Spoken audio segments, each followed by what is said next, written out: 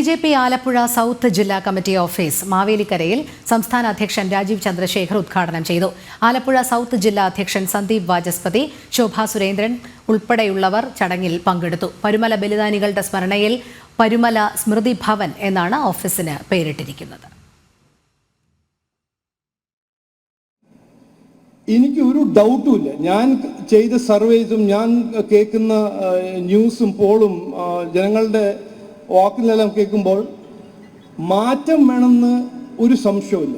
BJP ആണ് ആ മാറ്റം കൊണ്ടുവരാനുള്ള കഴിവുള്ള ഒരു പാർട്ടിയും, അതിനൊരു സംശയമില്ല. നമുക്ക് ഇനി വരുന്ന മാസത്തിൽ ചെയ്യേണ്ടത് അധ്വാനം, നിരന്തര പരിശ്രമം, ആ മെസ്സേജ്, ഒരു വികസന സന്ദേശം എല്ലാ വീട്ടിൽ കയറി കൊടുക്കാനും പറയാനും.